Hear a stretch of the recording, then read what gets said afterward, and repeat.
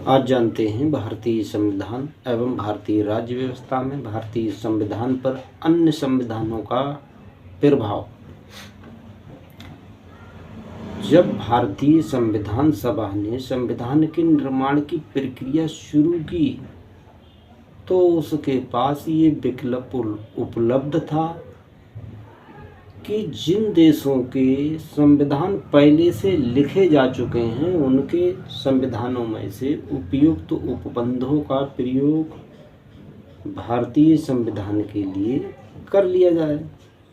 संविधान सभा ने इसी दृष्टिकोण से अमेरिका और ब्रिटेन सहित लगभग 60 देशों के संविधानों का गहन अध्ययन किया और भारतीय परिस्थितियों के अनुकूल उसे जो भी प्रावधान लगे उन्हें भारतीय संविधान में शामिल कर लिया। संविधान सभा के कुछ राष्ट्रीयवादी सदस्यों ने आरोप लगाया कि संविधान का निर्माण इस तरह से करना दास मनोवृत्ति का उदाहरण है। वस्तुतः यह आरोप कमजोर है। कोई भी अनुसंधान पर गंभीर विचार विमर्श करते हुए पहले के ज्ञान विज्ञान के आधार बनाया जाना समय श्रम धन बचाने के लिए तो जरूरी ही है। इस दृष्टि से भी जरूरी है कि कई ऐसी बातें जो संभवतः हम न सोच पाते हैं वे भी विकल्पों के रूप में हमें उपलब्ध हो जाती हैं।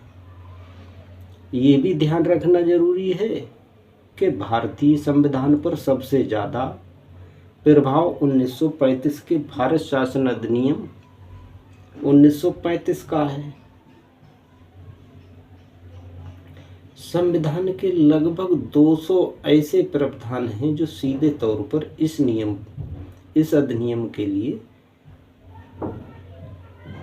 से लिए गए हैं, किंतु इन्हें लेने का कारण ये भी नहीं था कि हम ब्रिटिश सरकार के संविधान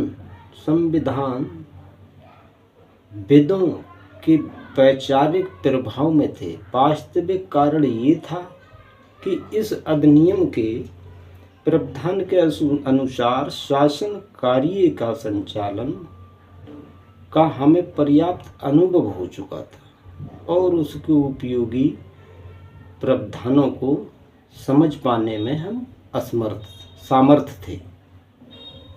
सवाल ये उठता है, ये सवाल उठाया जा सकता है कि क्या भारतीय संविधान में कुछ ऐसे मौलिक हैं या नहीं। ये प्रश्न संविधान सभा के सामने भी उठाया गया था कि कुछ लोगों ने इसे उधार का संविधान कहा था तो कुछ ने इसे पेबंद का काम बताया था। डॉक्टर अंबेडकर ने इस आक्षेप या प्रश्न का जवाब देते हुए कहा था कि यह प्रश्न पूछा जा सकता है कि विश्व के इतिहास में आज निर्माण किए जाने वाले संविधान में क्या कोई बात नई हो सकती है। जब पहला लिखित संविधान बनाया गया था तब से 100 वर्ष से अधिक व्यतीत हो चुके हैं। उसके बाद उनके देशों ने अपने संविधान को लेखबद्ध किया है। इन तथ्यों के कारण सभी संविधानों के मुखोपबंधों के एक से दिखाई पड़ते हैं। यदि कोई नई चीज है तो वो ये है कि इतने वर्षों बाद बनाए गए इन संविधानों में उन दोषों को दूर करने के लिए और अपने देश की आवश्यकता को दृष्टि में रखते हुए परिवर्तन किए गए हैं।